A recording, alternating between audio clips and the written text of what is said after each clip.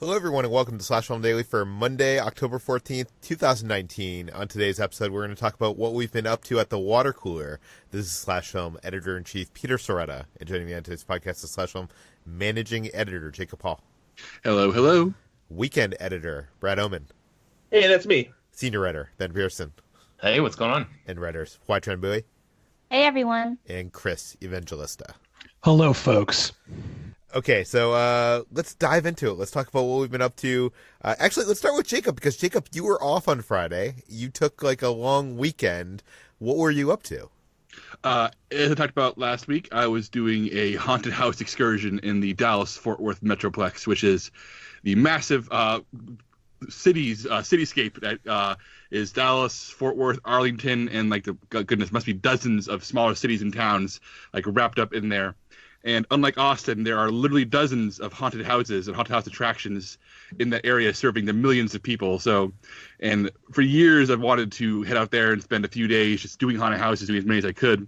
And this year, I managed to do it. So I visited 4 haunted houses. Between them, there were, I believe, 13 individual mazes. So I spent a great deal of time having people jump out at me in dark hallways. So do you want me to start from the worst and work my way up, or start with the best and work my way down, Peter? Well, I have a question. Jacob, did you visit the most haunted house of all, the Texas School Book Depository? We actually seriously considered doing that during the day, Chris. There is a museum there now. Wait, what is that? I'm confused. That's where Lee Harvey Oswald shot John F. Kennedy. Okay, yeah, I totally missed that joke. Yeah. Let's start with the worst and work our way up. Yeah. When I say worst, I had a good time at all of these. I'll say that straight up. But in terms of the actual one I was least impressed by, and even though I still had a great time, was Screams Park in Waxahachie, which is about 45 minutes outside of Dallas. And this is on a location where there is Scarborough Fair, a massive Ren Fair every year. So during September, October, November, they turned Scarborough Fair, the Ren Fair, into Screams Park, which is a massive complex of haunted houses. And the overall experience is a lot of fun. Like the moment you walk in, they've transformed the Ren Fair into essentially a Halloween carnival. There are lights and decorations and actors dressed up and smoke machines and just all kinds of like atmospheric things happening. Like all the food stands are open, and there's gift shops and people doing tarot readings, and it's pretty much, it's literally a full-fledged festival with a Halloween flavor to it. And that alone made it worth it. Like we ate bad carnival food, and we did carnival games, and we just sat around and enjoyed the atmosphere. It was a nice cold night in Texas, and there were 5 haunted houses there, and taken individually, they are definitely the weakest houses I did over the weekend. They're very much, temporary things put up, because the main bread and butter of this location is to be a Ren Fair. So, they have like a zombie-themed one, a castle-themed one, a pirate-themed one. They're all pretty generic, and the actors very much had a high school students getting a part-time job air about their performances. You can always tell when the good actors were the ones out wandering the actual grounds, the ones controlling the lines, like the ones who were like out there entertaining the masses, whereas the haunts themselves were pretty much full of actors who were jumping out and going rah and hitting the wall and going back to their position. So Screams Park, if you're going for like top-notch haunted houses, kind of weak. I didn't get particularly startled by any of them. Nothing. I was never scared. I never felt the need to bolt like I do in some of them. But in terms of like a place to bring a family, a place to spend an evening, a place to like really get in the Halloween spirit, Screams Park is a lot of fun, and it was worth the time for sure. And the other thing I wanted to ask you about, Jacob, because you're treating this just on scares alone. Like, how's the theming? Like, how's the immersion? The immersion on those, not great. Like I said, these are they feel very temporary. They feel like, let's put up some walls, let's, fill it full of, Halloween props, and it feels very bargain basement compared to other ones I've been to, both in Austin and in Dallas. So like I said, if you're going to Screams Park looking for full-on immersion, looking for like truly talented performers, and looking for, next-gen cutting-edge haunted houses, there are options in the Dallas-Fort Worth area that I'll get to soon enough. But I cannot recommend Screams Park for people who are looking for anything other than, a casually fun Halloween festival experience. Do you go to these haunted houses to be scared, or is it about the immersion? Because for me, it's more about being like engulfed in that other world. Both. I mean, like, for example, House of Torment in Austin, which I spoke about last week on the water cooler. It's a house I've been to so many times. Even when they change it, I'm comfortable there. I'm familiar there. I don't get scared there anymore. But I'm always looking for the new gags, the new makeup, the new animatronics, whatever new rooms they've built. I get in on the immersion. So on one level, the immersion is becoming number one thing. But I'm always chasing the dragon of actual scares, looking for a haunted house that'll actually scare me again. Because I'm so used to the ones I've been to, and I'm so used to really superior haunted houses that when one does not scare me, I'm not bummed out by it, but I'm always looking for that. I'm always hoping something will scare me again. Okay, what's one step up from Screams Park? I'm going to jump up to Reindeer Manor. Called this because it is the site of an actual place called Reindeer Manor, this big Texas estate, where in 1900 there was a murder-suicide, and the old mansion that's there and the old barn that's there are still standing. They're out in the middle of nowhere. You're driving on a long dirt road to get there. You're overlooking all these cow pastures. And when you get there, someone has bought the old mansion, bought the old barn, and has turned the entire land into a haunted house theme park with 4 houses. So you're actually wandering through the old mansion. It's been turned into a house. You're wandering through the old barn. It's been turned into a house. And they have 2 other more temporary type houses as well. And this place is when you get there, at first I was not sure if I was impressed or not, because it's very much, there's a lot of duct tape and redneck pluck holding Reindeer Manor together. It is, at first I was a little concerned because it looked ramshackle, but then I realized that the ramshackle aspects were kind of the charm of it, because they actually are, we actually are wandering through an old, 150-year-old house. You are in an ancient barn where it feels like it's not up to code. Like, I feel like if a city inspector came here, they'd be horrified. So it actually felt dangerous in ways that were actually really scary and satisfying. The 2 smaller houses were okay. They were fine. But the larger houses, the one in the barn and the one in the actual Reindeer Manor, were incredibly satisfying. That's where they put their best actors, had their best effects. And while they weren't as polished or as, cutting edge as other ones I've been to, these were just actors having a really good time digging into the scenery, taking advantage of the fact that you're going in and outdoors, the fact that you're in these ancient buildings, the fact that you wander outside into the cold air, and suddenly you're outside on a wide path surrounded by trees, and you wonder, oh God, where is somebody going to come from? Because in so many haunted houses, you can kind of telegraph where the actor's going to be based on where the dark corner is or where a trap door is. But in Reindeer Manor, because they're in these existing locations, moving in and outdoors, you just never know where they're coming from. And some actors were clearly better than others. What the main theme of the main house this year was werewolves versus vampires. So you're wandering through werewolves versus vampires, both trying to get you. And we came to a point where we met an actor playing a werewolf hunter, all decked out in hunting gear with a big crossbow, and he literally stopped us and held us for 2 or 3 minutes. And we later realized it's because he was there to prevent bottlenecks, there to keep groups from rubbing up against each other. But he was incredibly entertaining and improvised the entire scene with us, and we had conversations in character. And the whole thing was just incredibly fun in a ramshackle way, in a way I appreciated that. Here are some people with a really cool location, not the most fancy effects budget, but damn it, they put on a show, and they're not going to let up. They're not going to phone it in, even though they may not be as glossy as other guys out there. And let's put it this way: there are at least 4 or 5 locations in this little area where massive flamethrowers will erupt in the sky for no reason at all, other than the fact that it looks cool. So once I started realizing, oh, you're doubling down on flamethrowers everywhere, I fell head over heels in love with Reindeer Manor. What is better than Reindeer Manor? This is where I have the top 2, and they're ones that I'm torn over which one is better because they're so different. But I'm going to give the next one to Cutting Edge, which is located in Fort Worth, and it has a Guinness World Record holder for longest haunted house in the world. Their website claims 55 minutes. My group went through in 35, but it was also, we were there right at opening. It wasn't as crowded, so we think that maybe that's something to do with it. And Cutting Edge is famous because it's in a 150-year-old meat packing plant that was abandoned, decades ago. So it's this massive, crumbling industrial space that they've transformed into this massive haunted house. And this place is impressive for a number of reasons. One, the sheer size is intimidating. And 2, the actors, they don't talk. They don't make noises.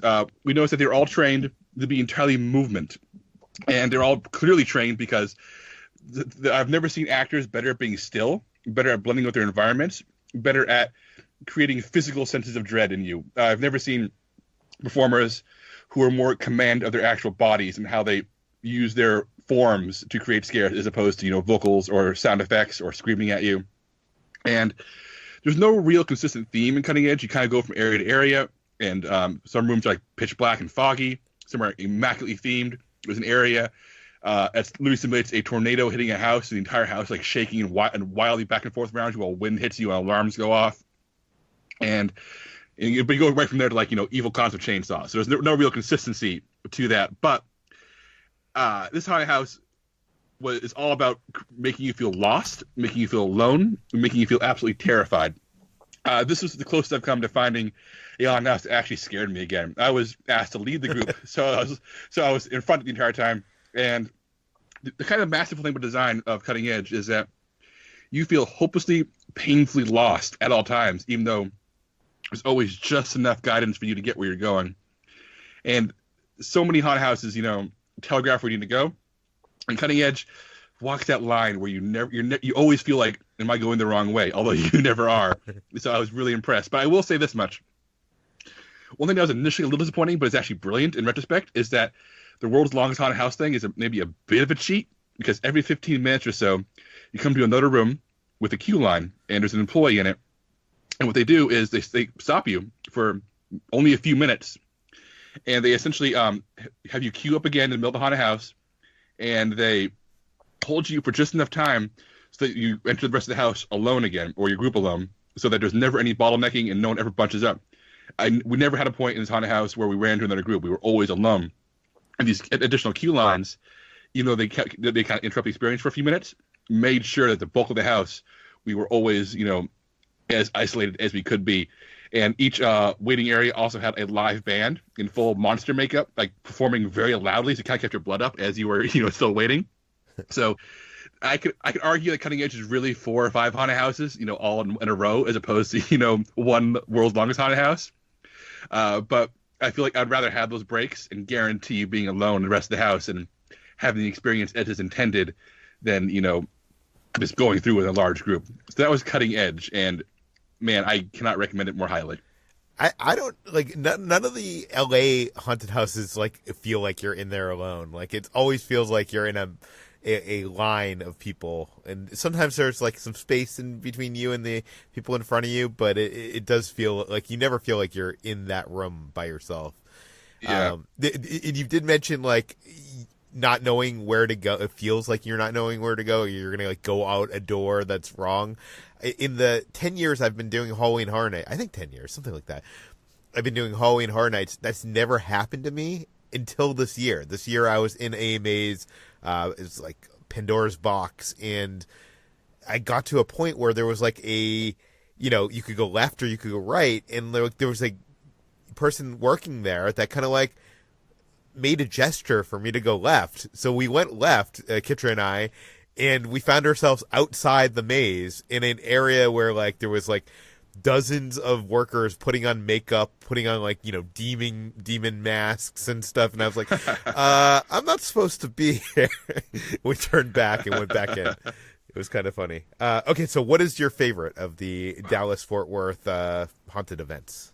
This was a tough choice because I love Cutting Edge so much, but I'm going to give the Dark Hour. This is in Plano, Texas, which is a little bit north of Dallas. And this was a full-on, like, multi-million-dollar operation, Peter. It has the production value of a Universal Studios event. It had massive animatronics. It had crazy lighting. It had a pre-show where actors came out on a stage and acted out a storyline for you to follow, complete with pyrotechnics and stunts. Oh. It is open year-round. It changed its show once a month and sells season passes, so you keep coming back. And every single room is immaculately production designed. There are details everywhere.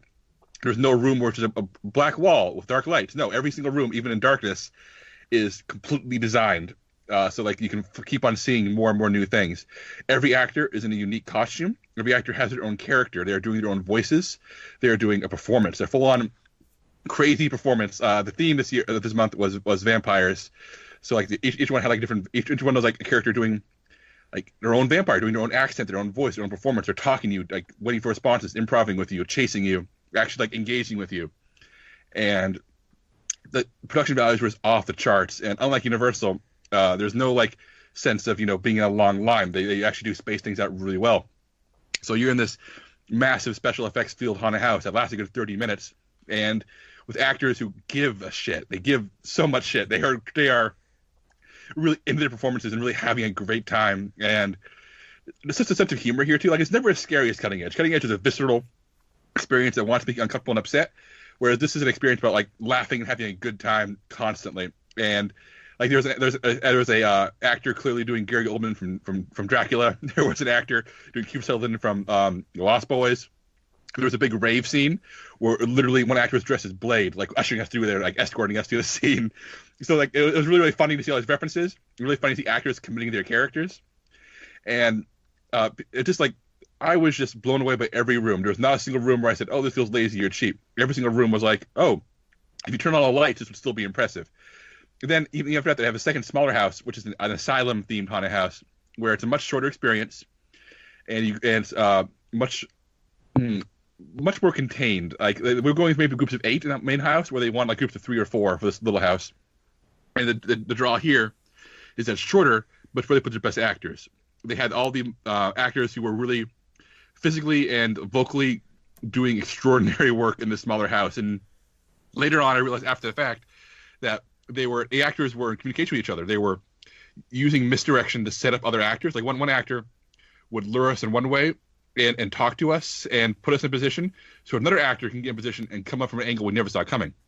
And the actors would, like, you could see the gears turning if you knew how to look. You could see like them working like raptors in Jurassic Park. You're looking at the one to the left, and the other one you don't see the actors coming from the sides.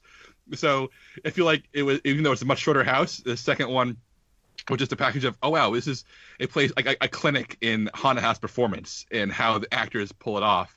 So Dark Hour, not, like I said, not as terrifying and upsetting as Cutting Edge. I never felt like I was lost or in danger, but it was such a polished blockbuster experience powered by actors who were giving it their all. And I want to go back so badly, knowing that they're open year round for new shows every month. I am thrilled by Dark Hour. Very cool. I'm excited to do more haunted events, as like in LA, like I've gone to all like the big mazes and stuff, but like I'm excited to go to like the home haunts where people like build like these haunted houses in like their backyards and stuff. And that usually kicks off like next week or the week after. Do you do any of the home haunts? I've never done any home haunts. I'm doing my research for next year's Dallas-Fort Worth haunted house visit already, because everybody in my group wants to do it again. So I started a list of like 20 more houses to start, fine-tuning, including some well-known and well-recognized home haunts in the Dallas area. So next year, I'll let you guys know. There's no home haunts in Austin?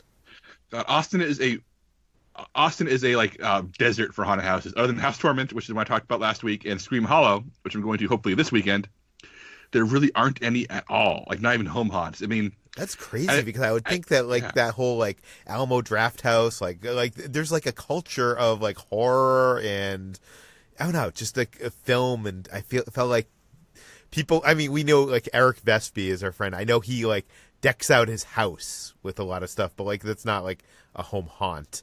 But like there's nobody like doing that kind of stuff. Nothing that I know of, and like no one of note. Whereas like you literally Google Austin, Texas haunted houses, and you find like 6 houses with 4 of them not open anymore. You Google Dallas-Fort Worth haunted houses, like here's 50 haunted houses. Like, what the hell? And I know it's because Dallas-Fort Worth is serving a much, much larger audience, but Austin needs to get its act together, because as much as I enjoy my haunted houses locally, like the Dallas area is like a treasure trove. I'm just surprised because Austin is just such a creative place, and you'd expect there to be more of that. Anyways, I spent my weekend at comic conventions and theme parks. I went on Saturday to Los Angeles Comic-Con. This is the convention that used to be called Stanley's Comikaze, and changed its name, and I'm guessing we'll eventually have to change its name again because Comic-Con in San Diego owns the name Comic-Con, I think, at some point. And this usually takes place on Halloween weekend, which leads to there being a lot more cosplay and costumes than other comic conventions, because everybody just shows up in the thing that they're going to be wearing for Halloween. But this year it was a couple weeks early, and had a little bit less in terms of costumes. We just walked the show floor, saw all the goods. This is more of like one of those conventions where it's the dealer hall is just more vendors, like people selling their things and selling vintage toys, and there really isn't that many booths set up by big corporations. So it's fun to just like look at stuff and admire all the old vintage toys. But it's gotten a lot busier over the years. Like I feel like, well, first of all, I usually go on a Sunday, and I'm assuming Sunday is a lot less busy. But this year we went on a Saturday, and it took us like over an hour to park our car. There was like lines circling the convention center to get in. It was like a madhouse. So if you're ever thinking about going to LA Comic-Con, I would recommend going on a Sunday. So yeah, it was fun though. A lot of fun was had. We recorded some videos. This will be up on Ordinary Adventures, one today and one on Wednesday. On Sunday, we went to Disneyland, and it was also very busy. I guess because of the holiday weekend. It's a holiday today. Jacob, is it a holiday? No answer. I mean, I think it's Columbus Day, right? Yeah. It is Columbus Day, where I actually looked this up. There are numerous states where it's a federal holiday, but I don't think anyone who works slash film is in one of those states. It seems like the news today is still going full swing. Like, it doesn't seem like it's a holiday, but apparently a lot of people get it off, so they take the weekend off, and it was very busy at Disneyland. I saw over in Frontierland, they now have a magician who has come into town on horseback, and he's performing.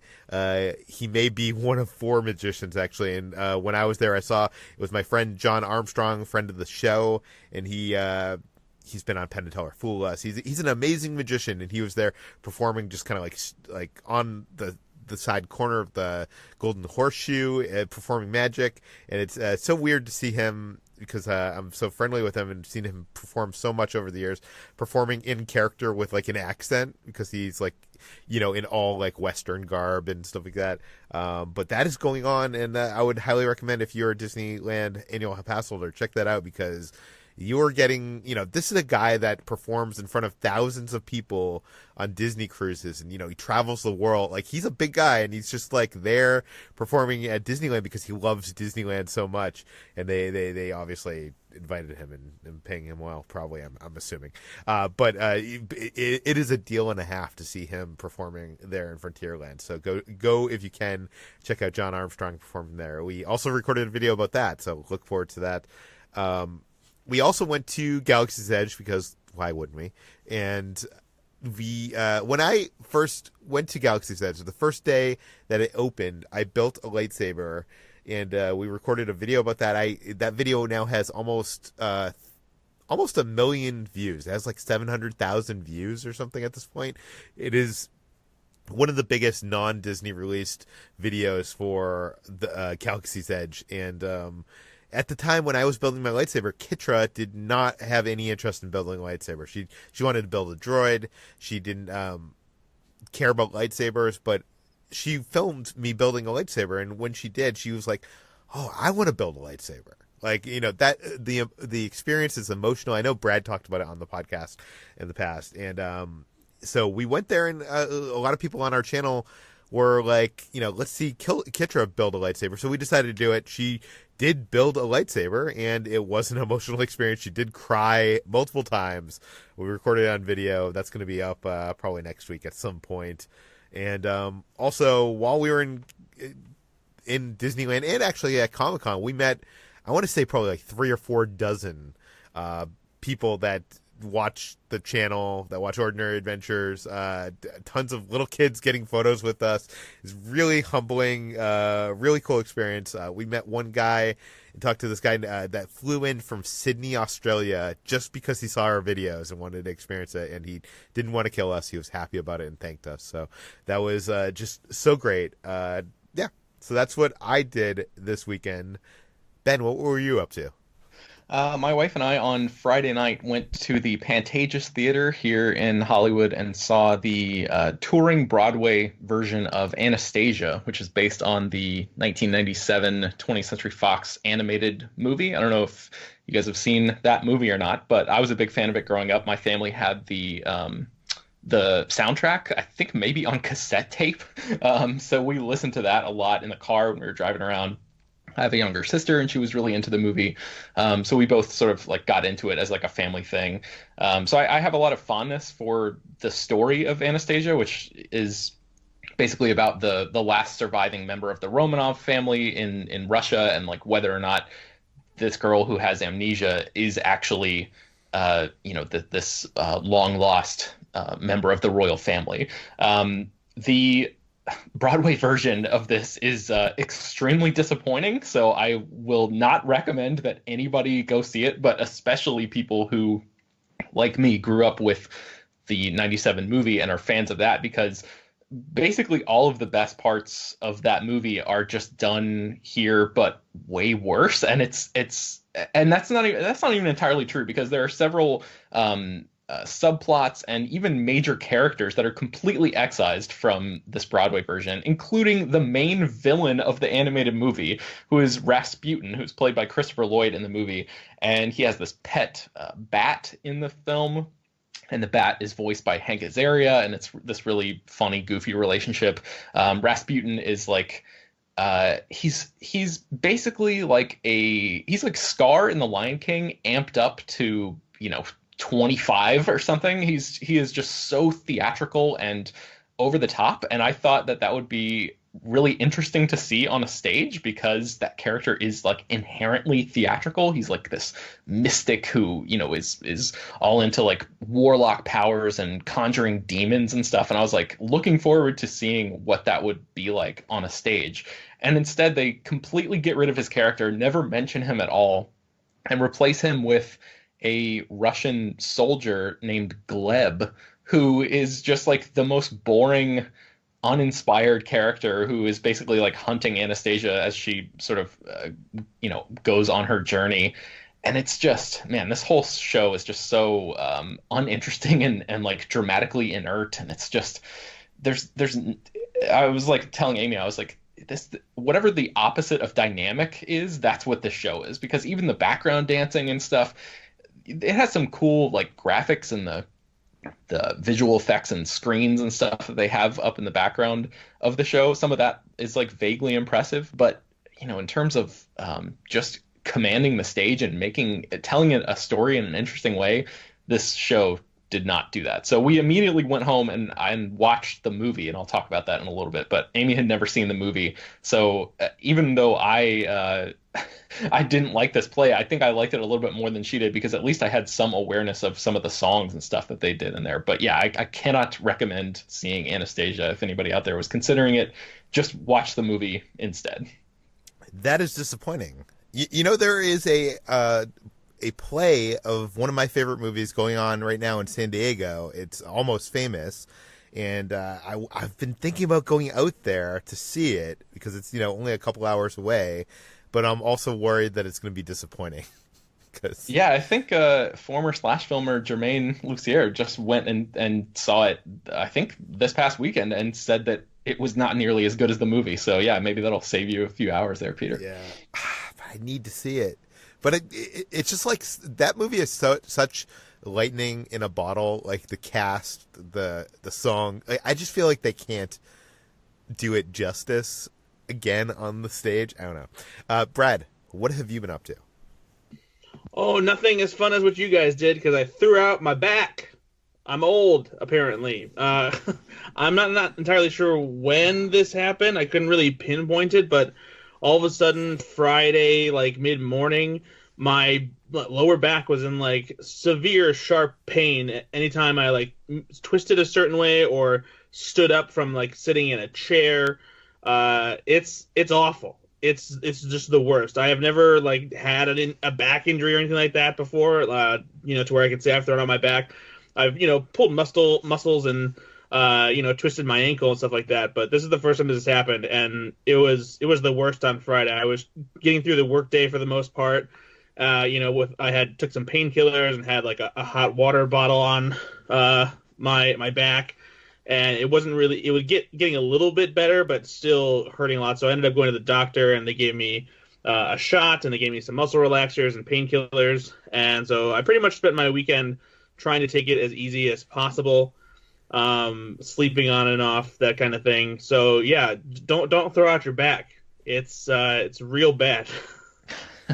Yeah, I've been having some back problems recently too. I'm assuming it probably has to do with me being overweight, because I haven't done anything in particular that has, I didn't pick up anything heavy. I just feel like I need to lose weight. I don't know, or is it, Brad? Is it we're old, or are we out of shape? Like, what is it?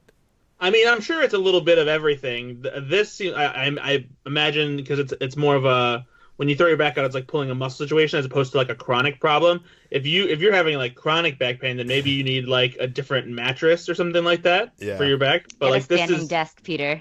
There you go. But yeah, this is definitely acute back pain, and it's not fun. Yeah. Okay, HT, what have you been up to? I went to Amazon's Modern Love premiere party.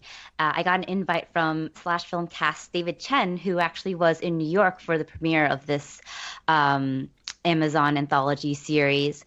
And he invited me to the party, which was actually not showing the first episode of the series, but was celebrating the opening of the Museum of Modern Love, which is an interactive pop-up exhibit promoting the show, and was made up of several sort of interactive, fun little pieces. Like there was a family tree in which people could, on sticky notes, write confessions to people they love and post it on there. So that was really sweet. There was this place, there's like this booth where you could confess your deepest secrets, which was a little strange to do at a party, but they printed it out for you or something, and it's anonymous. So that was interesting as well. And my favorite thing, a popcorn machine, which was really exciting for me because I went in not eating anything and was very hungry. So a popcorn machine where you could customize your types of popcorns, including a truffle butter popcorn and classic popcorn, and then watch a clip from the show. And while I was there, I got to meet up with David Chen in person for the first time. I have, guested on Slash Film Cast a couple times, but I've never met him in person, and he's exactly as I expected him to be in person. Just very amiable and nice and really smart and perceptive. And I hung out with him and Devendra Hardaware, also from Slash Film Cast, who lives in Brooklyn. So we just were at this premiere party for Had you the ever night. met Devendra before that? I have. There was you guys may remember me talking about the Face Off Cage in the Park play that I saw. So he was there as well, and we enjoyed watching that sort of show. And so this is our second time meeting. Actually, no, third time, because we saw Gemini Man together. We met up with Patrick Willems again, who was also there, and saw a few celebrity sightings. Anne Hathaway was apparently at this premiere party, but I did not see her. Who I did see was Andrew Scott from Fleabag, and I saw him twice, actually. He passed by me several times, and I was so just in awe of him that I didn't have time to take out my phone and take a picture. I was just staring at him the entire time. So I have no pictures from this party. I do have a cool sneak pic of Rachel Dratch from. So that was really exciting. But it was a fun time. It was cool seeing and meeting David and seeing Devendra again and just hanging out with a bunch of people and having some great free popcorn. Are we actually speaking to the ghost of HT right now? I cannot believe that you're in the same room as the hot priest and you managed to survive. I know. He was wearing an all-white suit, too, and I was like, oh, my God, he's glowing. Okay, let's move on to what we've been reading. Jacob, what have you been reading this week? Real quick on this one, as I don't want to, it's very, very specific, is that Leslie S. Klinger, probably the most successful annotator and editor of these kind of things in the world, has released the new annotated H.P. Lovecraft Beyond Arkham. Leslie S. Klinger, he released an annotated collection of Sherlock Holmes stories a little while back. And it's like the definitive collection of annotated Sherlock Holmes. He's also the author of the annotated Watchmen, the annotated Sandman, the annotated Frankenstein, annotated Dracula. Pretty much, if you want like a oversized hardcover version of something famous, full of footnotes and references, so you can kind of get an education in what you're reading. Leslie S. Klinger is the guy, and this is his second Lovecraft collection. His first one tackled all like the major famous stories. This one is a lot more fringe, lesser known stories, but there literally is no better, like if there's a book that Leslie S. Klinger is credited on as being the author of the annotations, I will buy it in a heartbeat. And this is his newest one, and I recommend it wholeheartedly if you are looking for either a good horror collection or just want to learn a little bit more about what you're reading. So that is the second edition of the new annotated H.P. Lovecraft. Is one called Beyond Arkham. Okay, let's move on to what we've been watching, which is actually the smallest section here, or next to books. First up, let's talk about the Breaking Bad movie El Camino, which hit Netflix this past week, and obviously not everybody has seen this. Originally, I was thinking we were going to do a spoiler episode about this, but I'm not sure. Like, guys, do you think this is worth doing a spoiler episode? I don't think there's, like, enough in terms of like twists and turns to talk about. I need to mute my... Do I take my headphones off, Peter? Because I still have not watched this. No, we're not going to ruin anything for you. Okay. But I'm just asking the bunch here that have seen it. Like, is this worth us like spending a whole episode on? Because I don't think so. No. Yeah. I tend to agree. Okay. Well, first of all, I was really highly anticipating this. I'm a big fan of Breaking Bad. I'm an even bigger fan of Better Call Saul, and I was so excited to see this that like on, Thursday night, Friday morning, I almost stayed up till midnight just to watch it when it like went onto the service, but I did not because I'm not a crazy person. And we did end up seeing it on Friday, and this is kind of weird. Well, first of all, it's weird that this film is called El Camino, and I'm not going to get into that because spoilers, But I'll say that the El Camino car is barely in the movie. Okay, I don't think that's a spoiler to say that. Although I will say that Vince Gilligan, in his time with Breaking Bad and also Better Call Saul, likes to use titles that refer to two different meanings. And El Camino, I guess, means the path in Spanish. So I guess I guess there is a double meaning there. Anyways, I don't know. But okay, so about this movie itself, I almost feel like I wish this was a TV series more than it was a movie. Like, it feels like it would be good to like each episode to have like some flashbacks to some stuff that sets up the current position that Jesse is in. But as a movie, it worked a lot less for me. Like the flashbacks kind of like stopped the forward momentum of this story. And it felt like at times they were just kind of like retconning things. Not that they were like changing big things in the past, but like kind of like adding these moments to Jesse's past so that it would mean something in Jesse's future. I'm glad that he got his due, and I'm glad that we got a send off for this character in whatever way it is. It's also weird that. And I'm not going to spoil anything or any of the characters that are back for this because I think that's part of the fun of this movie. But I will say that one character in particular does not look like they did in the original series. They are a lot larger, and it's kind of weird. But that said, that's what I thought. I mean, I enjoyed it, but I feel like it wasn't, I guess, entirely what I wanted. Chris, what did you think? I actually loved this. There was a lot of like mixed reactions to it, sort of similar to what you were just saying, Peter. So I was sort of like nervous going into it, but I genuinely thought this was pretty great.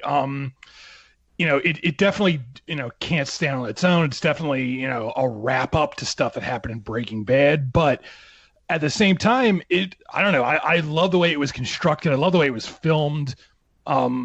Aaron Paul gives probably like the best performance of his entire career in this because he's just so good and he gets to do a lot more than he ever really got to do on the show. And I don't know, it was a lot more like reflective and emotional and melancholy than I thought it was going to be. And there's this sequence at the end that's like staged, not really the end, but near the end, that's like staged like this Old West shootout, and it's so well done that even if like the rest of the movie had been a disappointment, which I didn't think it was, but even if it had been, this scene alone like puts this like over the top for me, just because it's so meticulously set up, and the way Vince Gilligan shoots it is so cool. And I don't know, I really liked it. And what I really liked about it was that it was sort of like, without ever like coming right out and saying this, it was a nice reminder that, you know, Jesse was like actually like the heart of that show, whereas Walt was like really a monster. And you know, this weird thing happened with that show, with Breaking Bad, when it was airing, where everyone was like, not everyone, but a large majority of the audience was like really sympathetic to Walter White, and they were like, oh, Skyler is so mean. Why is she so mean to her husband? And it's like, this guy is a murdering drug dealer. You're not supposed to have sympathy for him. And this movie sort of like takes a step back, and it's like, you know, don't, you know, like, forget about Walter White. He's a monster. And this guy, Jesse Pinkman, is, you know, even though he has done terrible things, he's the redeemable one. He's the sympathetic one. And I really kind of appreciated that. So I don't know. I liked it more than I thought I was going to. What world are we living in, Chris? I feel like I expected you to be more bothered by the fan service that I was bothered by. And I feel like normally I love the fan service, and this I was a little bit bothered by. It never really felt fan servicey to me. I mean, there's like one or two cameos that feel fan service like, but I didn't. I would argue more than one or two, but okay. But I don't know. I like that they worked the cameos into the narrative. Like, they didn't just have them show up and be like, this person's back. Like, they actually took time to have the cameos mean something in relation to the story they were telling. So that's why it didn't seem like fan service for the sake of fan service, at least in my humble opinion. Yeah, I want to be clear. I do like this movie. I just think it's not as great as Breaking Bad itself. HC, what did you think? Chris took everything I was going to say out of my mouth. I'm kind of upset by that. I really loved El Camino, and for basically the same reasons that Chris did. I think that it was a lovely little coda to Breaking Bad and more of a compliment to the show itself. But I love that after, you know, the feral scream that was the series finale of Breaking Bad, it was just like this really nice, somber, calm wind down from that. And yet, I think it does add more to what we see and what we know of Jesse Pinkman, a character who, like Chris said, is the beating heart of the show. And I think that the movie cements that even more, in that, like, he can't help but love and try to, you know, and his compassion is kind of his downfall for a lot of it. And I didn't think that this was that fan servicey either, because I agree about the cameos. I think being worked well into the narrative, even if at some points it's like, oh, it's that guy, I like him.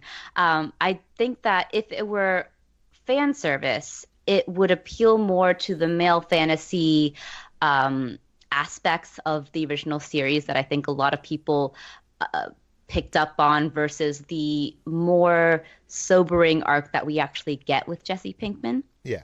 I don't think it's fan service in that, in the way you're saying. I just think it's fan service that, like, some of these characters seem unnecessarily inserted in here just for us to, as fans, to be like, oh, this is great, we get to have more time.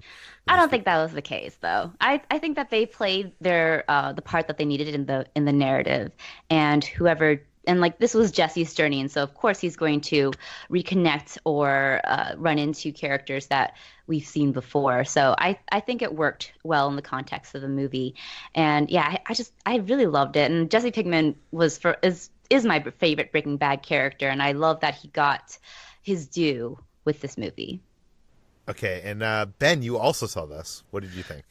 I did. I find myself somewhere in between Peter and Chris and HT. I feel like I loved the. I thought it's like spectacularly shot, and I really enjoyed spending time in this world again. I thought that it was like really suspenseful, and a lot of, like, every single one of the set pieces worked like gangbusters for me. I thought, especially that scene that Chris was talking about with the shootout was just fantastic. But really, the entire narrative I was completely sucked in and really loved the experience of watching it until the very end. And I feel like it sort of, without spoiling anything, I just feel like the movie wasn't really about much when it's all said and done, when you sort of like take a step back from it and look at it. And I guess I don't even know if that's really fair to try to judge this particular piece of entertainment on that level, because it is so clearly a coda to, a large series that had its own arc. But like, I don't know, I guess just for the reason to bring it back, I would think, I guess the reason to bring it back was just purely narrative instead of thematic, or I don't know, it didn't seem like Vince Gilligan was trying to say anything with this movie. It just felt like he was trying to wrap up a couple loose ends and tell a really give some conclusiveness to a character that he really loved, which is fine, and I really enjoyed that experience of watching it. But I just ultimately, with a little bit of time away from it, I just wish it was like more powerful. I wish it was about something more. But anyway, yeah, I guess I'm sort of in between.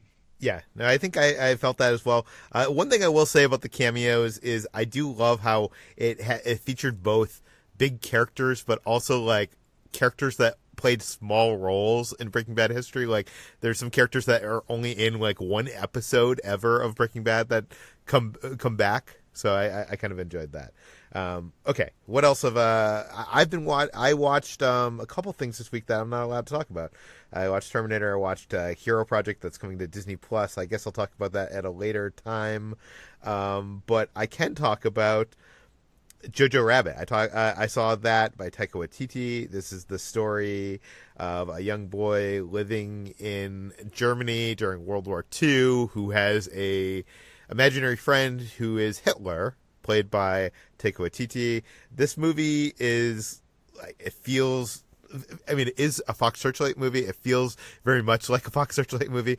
It's hilarious and also will make you cry, and it's great. It feels it has those earlier touches. The Taika Waititi's earlier films, I felt like he was trying to channel Wes Anderson in some ways with his style and tone of stuff, and this feels like he's far and above, moved beyond that. Like you still feel some of that quirkiness, but it just I don't know. It's a great film. I would recommend everybody see it. I'm not sure if I like it as much as Chris did, but it doesn't seem like everybody liked it as much as Chris did. But I would definitely say it's gonna be in that like best of the year conversations, at least in the top 20. So you should go check it out. That's Jojo Rabbit when that hits theaters. Ben, what did you see? So right after we finished the Broadway version of Anastasia, we went home and turned on, I think it's HBO Go is where you can stream it right now, to watch the 97 movie, which my wife had never seen, and she came away from that experience even more disappointed with the Broadway show, because the movie is actually really good. I mean, it's short. It's like very much a product of its time in that it's like a late 90s a piece of animation from a studio that's not Disney, that's very much trying to capture the Disney style. It's like they use some CG technology, like the ballroom in Beauty and the Beast, how that looked, that was several years earlier than this. But they're, you can see them sort of playing with the limits of technology at the time. But even like story wise, it's very like there are elements from Beauty and the Beast and Aladdin and all sorts of and Lion King in particular, a lot of it seems like an amalgamation of a lot of different things, but it's still very, very enjoyable. Like the voice cast is great too. You've got Meg Ryan, John Cusack, Kelsey Grammer, like I said, Christopher Lloyd and Hank Azaria, Angela Lansbury is in it. I guess strengthening the Beauty and the Beast connection there a little bit. But yeah, this movie is a lot of fun. Has anybody here seen Anastasia? Do you guys know this movie at all? I have. I have also seen this movie. Oh, okay. So now I'm really interested. So are you guys on the opposite sides of the fence from me here, or do both of you share the opinion that this movie is good? Oh, I love this movie. It was definitely one of my constant rotation when I was a kid. Watched it over and over again. I even had a little plastic recreation of the music box from it, which played the song in increasingly warped manner as I kept using it. I don't think really it plays creepy. it anymore. Yeah. But I really loved Anastasia. I think it is very Disney light, especially of the time.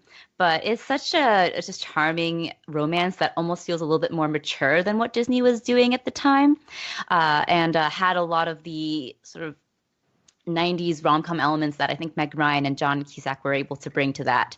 And yeah, I love Anastasia. It's great. What do you think, Chris?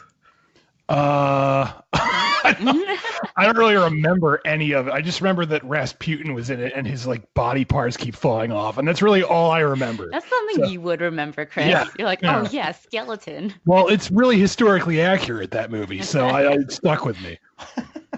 Yeah, so that's Anastasia. I think the songs are actually really good, and you know, in theory, it would make a great stage musical. They just sort of botched it a little bit with this one, but okay. And then I also watched Joker. Oh, twisted, crazy guys! I watched Joker. I've actually listened to so many podcasts and like read so much about this movie that I've kind of forgotten what you guys said about it in your spoiler episode. But Peter, is it okay if I like talk about the ending of this movie? Can we just like tell people to fast forward a little bit? Because I feel like it's been out long enough now where most of the listeners of this podcast have probably seen it if they're interested, right? I still haven't seen it. Oh, you haven't? Okay, all right. Can you talk in? You know what?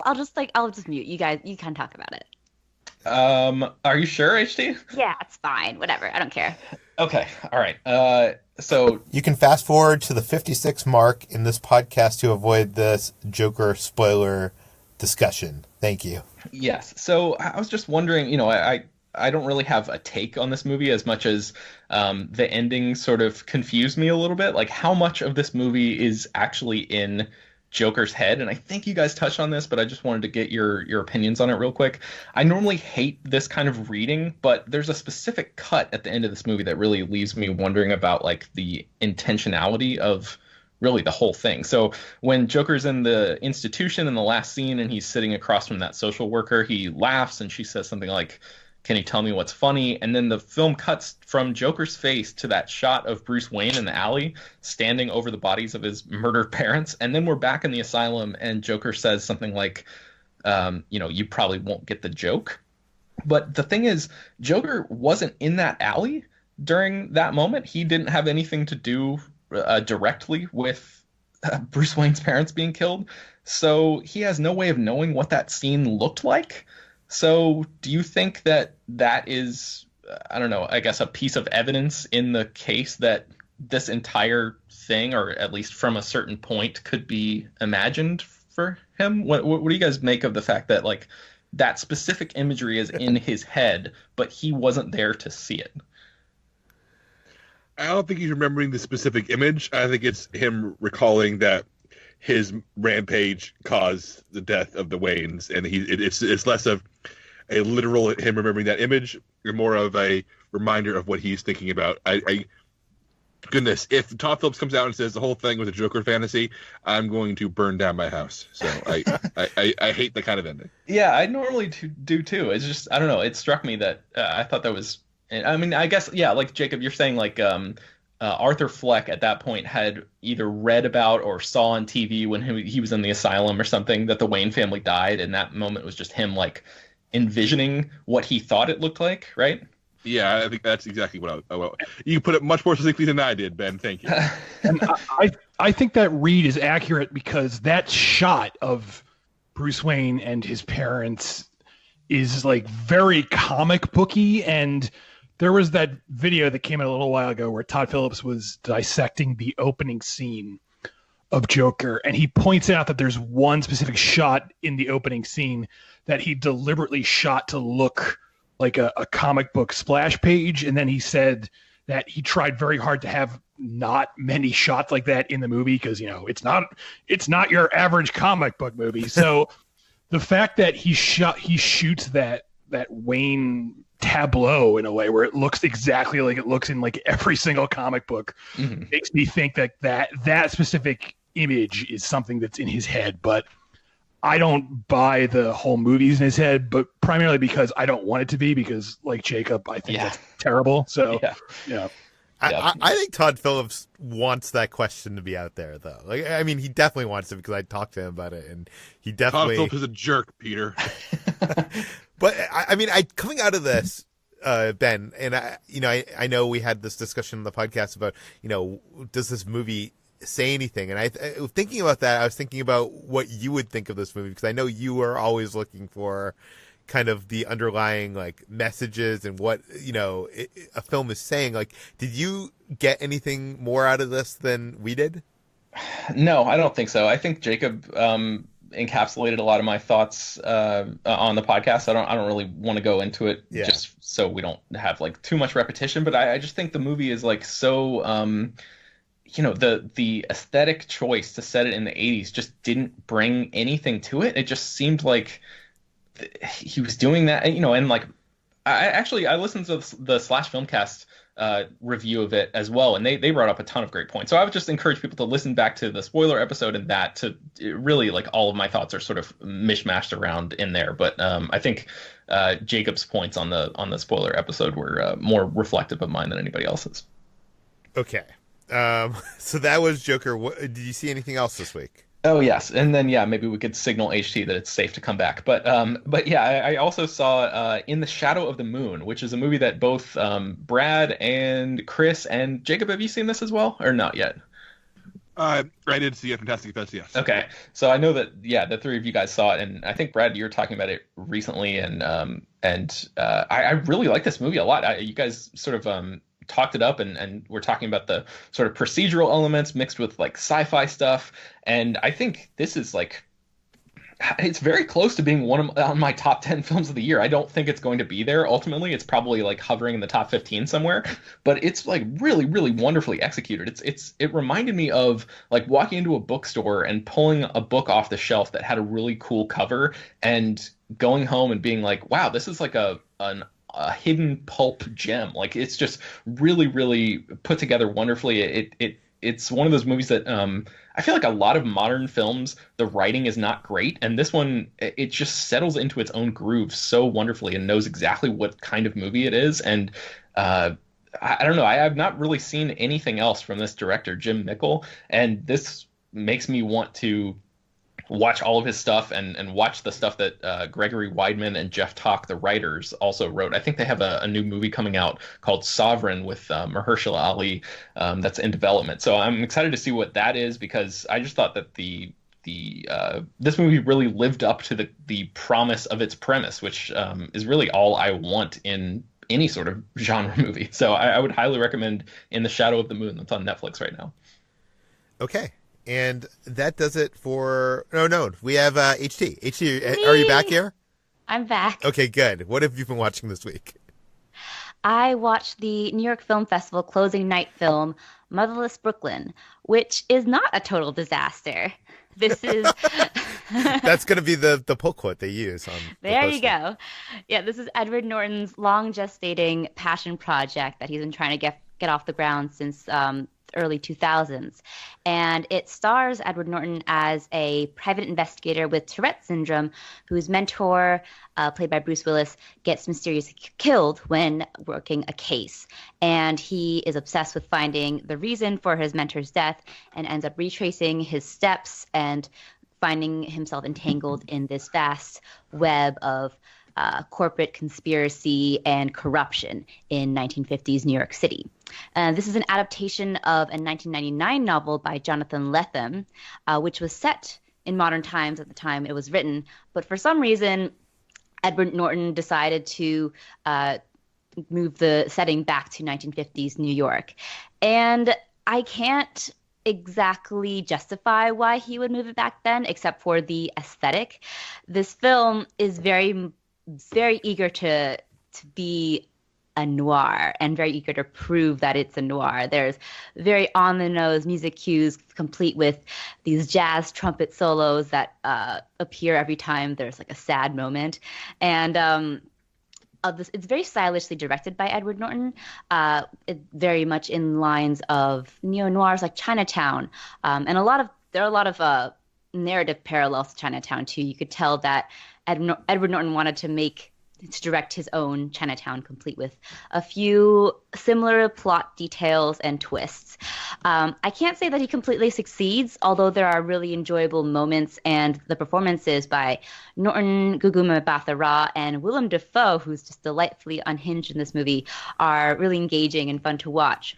But it just feels kind of a baffling film. It felt to me when I was watching it almost like a fake movie that you see in a comedy, like in Tropic Thunder, for example, when they have the montage of movies that the actors starred in. It kind of feels like one of those films, just because it's so on the nose and so obvious in all of its choices.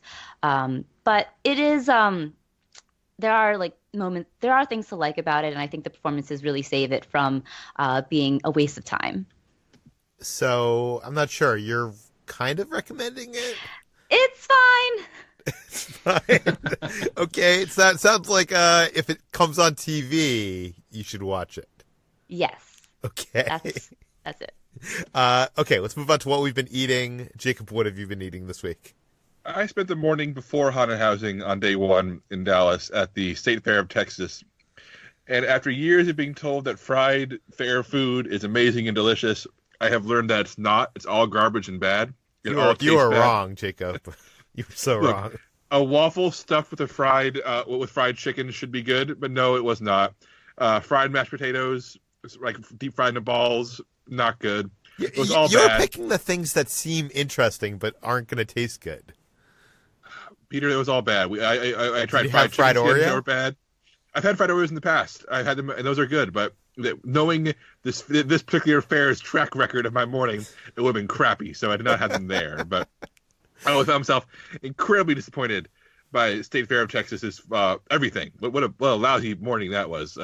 But yeah, I do want to talk for 1 second though. I'll open the floor to everybody on this one. Every time I go to the Dallas area to visit my wife's family, I have to go to On the Border, which is a Chili's-esque chain restaurant of, in no way authentic Tex-Mex food that I enjoy tremendously. I could eat every damn meal of my life at On the Border, and that sounds ridiculous, but there aren't any in Austin. And it's like saying in a city that has lots of great cuisine, it's like, why am I going to On the Border? Just because I like it. I'm reminded of my sister-in-law lived in Germany, and she, surrounded by culture and, delicious food. And after a year in Germany, came back to America and demanded the first thing she did was eat at Chili's because she just needed Chili's, damn it. So everybody at this podcast, tell me, what is your chain food restaurant that you love wholeheartedly, even though you probably shouldn't? Mine's On the Border. I think you've done this before, Jacob. This sounds so familiar. I think we've had this conversation last time you went to Dallas and ate at On the Border. Really? Did I really? I'm pretty sure, yes. All right, well, let's do this again. What's your favorite chain restaurant, Ben? I don't know, man. I think Chipotle maybe might be, but like that... That's a fast food. Well, I think Jacob's talking about like a sit-down place, right? Yeah, no counter service. There has to be a server, a very disinterested server, bring you a margarita. God, come back to me. I'll try to think of something. I got something. Well, I got a lot because for years I was in San Francisco where they had no chain restaurants, and I came from a place that had all chain restaurants, and I love chain restaurants. And even in LA, there's not like many chain restaurants, but I think my favorite is Cheesecake Factory, just because there's like so many, like their Buffalo Blasts are amazing. Yes, their Buffalo Blasts are one of my Achilles heels, Peter. But yes. I would actually argue that that's not a bad place. Do you know what I mean? Like you said, like a bad chain restaurant that I like. Peter, Cheesecake Factory is a nightmare house, but I love it. A place is a disaster, but I love it. I don't know. I don't think it's a disaster. I guess the one I would kind of go to bat for, which you guys are going to make fun of me for, is Olive Garden. Olive Garden's fine. I actually kind of love Olive Garden. I know it's not good Italian food, but it's good for me. And Peter, when you're there, your family. Come on. Yeah, the breadsticks are the best breadsticks in the world. I have never eaten at Olive Garden. Wow. That's like genuinely impressive for somebody who lives in the United States. Yeah. And who lives in New York, where there is the best Olive Garden in Times Square, apparently. My chain restaurant of choice is Outback Steakhouse. Don't care what anybody says. I love the Bloomin' Onion, and I love the Alice Springs chicken. Don't even get steak there. Just love the Alice Springs chicken. The blooming onion is an American classic, Brad. That's like should be on the dollar bill. Yeah. And that's a great place to go to on the keto diet too. Like six for the fact that you can't get the blooming onion. But yeah. HT, what is yours? I don't eat at a lot of chain restaurants, I'm realizing now. I was going to say Chipotle too, because I occasionally have a craving for Chipotle, and there aren't any near me, so I actually like venture out to Manhattan to get Chipotle. I will say, what will I say? Is California Kitchen Pizza chain Kitchen? Restaurant? So we're I'm talking sorry? about California Pizza Kitchen? Yeah, California Pizza Kitchen. Yeah. That definitely counts here, I think. Okay, that's it. Chris, do you have one to give me one more second to think about this? I actually don't, because I'm better than all of you, I guess. I made up one for this game. Chris, you don't go to any chain restaurants. You don't go to. Have one. I mean, like when I was like in high school, I would like go to like Applebee's with my like friends, I guess. But like I haven't been to something like that, in a very long time. California Pizza Kitchen in 10 years. Okay, there was one at my mall, and I went there with my family on Fridays occasionally. So there. Chris's default answer is Applebee's, which is the worst chain restaurant. So congratulations, Chris. Hey, all right, you're welcome. I think maybe Cracker Barrel. Does that count? Yes, Cracker Barrel definitely counts, and it's delicious. Yeah, there we go. So sausage biscuits at Cracker Barrel. That's my answer. Okay, I've never had On the Border though. That must be something not in my area, not in the West Coast. Yeah, I'm not sure where their reach extends, but they're kind of scattered across Texas for sure. Yeah. Okay, Brad, what have you been eating this week? Oh wait, Brad, did you say your favorite chain restaurant? I did, yeah. It was Outback Steakhouse. Oh yeah, it was. Yeah, sorry. What have you been eating this week? So I only picked up one new thing over the past week, and it's a new cereal that I happened to stumble upon at Aldi. They had peanut butter and jelly puffs, which I immediately saw and I was like, oh, this is going to be really good. And damn it if it wasn't fantastic. It's basically Reese's peanut butter puffs, but it's the berry pieces that are like the jelly pieces rather. They're basically like crunch berries from Captain Crunch, and it goes so well with the peanut butter. It's probably like one of the best cereals that I've had in recent memory. And I'm somebody who loves Reese's peanut butter puffs already, so this was just right up my alley. So if you have an Aldi's near you, go try and find peanut butter and jelly puffs because they are delicious. Okay, let's move on to what we've been playing. I guess I'm the only one that's been playing something this week. On Saturday night, I went to my friend Jeff's birthday party, and it was being held at this place called Sandbox VR, which is one of these virtual reality, places. They have these rooms that are like these large rooms with green screen all over, and you put on like these motion tracking things on your hands and your feet, and you get a gun. And the one we played was called Deadwood Mansion, and this was a 20-minute game. Basically, we're inside a mansion while the zombie apocalypse was going on and taking over, and basically everybody had like different guns. Like someone had like 2 pistols. I had like one of those bigger guns, and it was okay. It was the interesting thing about this one was I've done a lot of the room scale VRs like the Void where you actually get to touch the walls and stuff like that. This, like, you're in the center of a room and you're basically just in that room virtually and physically for the entire game. This one was more of a game than I think an experience, and I think I like more the ones that like feel like an experience. The biggest part of the biggest, I think, thing that added to this was that they had fans. So at one point, like, the doors burst open and, like, a gust of wind, so you felt that. So there wasn't, like, many, like, 4D experiences, but you did have, this is unlike playing VR at home because you're in the room with all your other friends. So I think we were there for, like, with me and, like, 5 others. And that is where it becomes kind of fun, is because if you die in this game, if you get bit by a zombie and die, you yourself, like, everything goes kind of like grayscale, and like you are seeing what's happening around you, but it's almost like you're a ghost, and the only way to be revived is someone needs to come over to you and like touch your shoulder for 10 seconds. And that mechanism of bringing people back from the dead is kind of cool because once everybody dies, then you lose. So you're always like trying to bring people back from the dead that have been bit. So that was a little bit fun. But honestly, I think I like more of the Void, what the Void is doing, than Sandbox VR. But yeah, check that out, Sandbox VR.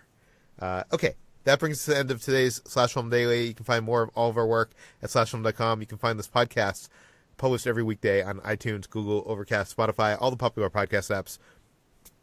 Please feel free to send us your feedback, questions, comments, concerns to us at peter@slashfilm.com. And please rate and read this podcast on iTunes. Tell your friends. Spread the word. We'll see you tomorrow. Hey, Peter. Yes, Jacob? Normally, this is the part of the show where I'll open up the gargantuan book of insult, offense, and effrontery, sharp retorts, riposts, caustic quips, and implied put-downs by Louis A. Saphian. But you're not going to do that this time. I'm not going to, and here's why. Oh, this is Last great. week, this is awesome. Last week, you made it clear that you do not like the book. You don't care for the book, and you try to cancel out the book by asking for Halloween insults. Wait, I only made this clear last week. You made it clear to me that you by saying you wanted Halloween insults, and I couldn't read them from the book if they weren't there. So I realized, Peter, what you and the crew need is an education in how much worse things could be. Oh no! Oh God! So I've opened up https://www.jokesforus.com/holiday jokes/Halloween jokes.html. I didn't think it could get worse than the title of the book. What do you call a dancing ghost? Polka haunt us. I immediately like this better than the book. I don't know what you're the book. What ghost is the best dancer? The boogeyman. Why are they all about dancing ghosts? What do you call a cheesy Halloween dance? The monster mash. You're all about dancing. Yeah, Why couldn't the he witch must be have on the children? section of dancing ghosts. Why couldn't the witch ghosts have love to children? dance. Why couldn't the witch have children? Why? Her husband had a Halloweenie. Wow. Oh. No For dancing in Halloween, that one. I'm going to write life on a plain white T-shirt and hand out lemons to strangers. Ugh. This Halloween, the only candy I'm interested in swings from a pole and has daddy issues. Oh, my good God. Lord. Wow. What the fuck? Halloween equals an excuse for girls dressed like sluts. Is that it? Wait. That's a joke. Wait, you were reading that from the page? From http://jokesforus.com. Halloween so innocent. Ghost jokes. And Those Equals are an fun. excuse for girls to dress up like sluts. Jacob tricked us. He started off with these great puntastic jokes, and then he just took it into a weird place. When do ghouls and goblins cook their victims? On Friday. Oh. What do you call a Halloween boner? I don't know. I don't want to know. Petrified wood. Jacob, you gotta save some of these. October's a long month, man. yeah, we got the whole We're month. What do you halfway call a hot dog with nothing inside it? I don't know. It's the Halloween. Halloweeny. Again? Can't use Hear that about twice. the wild party at the haunted house? The whole vibe was an anything ghost. All right, please. for the How love do you of write a God. book about Halloween? With a ghost writer. Oh. What do the movies Halloween and Shrek have in common? They Oh, both Michael wonder Myers. how. Michael Myers. Okay, all right, yeah, that's a fact. But I'm going to celebrate Halloween the same way I always do, by murdering a bunch of teens by the lake. Sincerely, Michael Myers. Sincerely. I don't even think. does First of Michael all- Myers do Oh, that? no. First of all, the I think the lake is police. not- I think the police need to investigate the author of this page. Listen, the lake is Friday the 13th, not Halloween. This list is wrong. I Two demand. monsters went to a Halloween party. Suddenly, one into the other. A lady just rolled her eyes at me. What should I do? The other monster replied, "Be a gentleman and roll them back to her." Well, I Why think, was the girl afraid of the vampire? Because he's going to bite her? He was all bite and no bark. Where does Count Close. Dracula Heads usually eat suck his like lunch? these jokes. Where does Count Dracula usually eat his lunch? At the end of this list, At the Cascateria. okay, I think my bus is here, guys. What does a vampire never order at a restaurant? A steak sandwich. Why didn't the vampire bite Taylor Swift? Jacob. How do we Some make of him these stop? jokes are from Buffy. Because she had bad blood. This is the worst punishment. This is the worst punishment. What have This we is your done fault, to Peter. deserve- I hope you're happy. You know, Yeah, this this is your list goes fault. on infinitely. Like, Jacob, next week we just need the book. Oh, Peter, wow. are you asking for the book? Peter, are you asking for the book to come back? I guess. I declare a victory.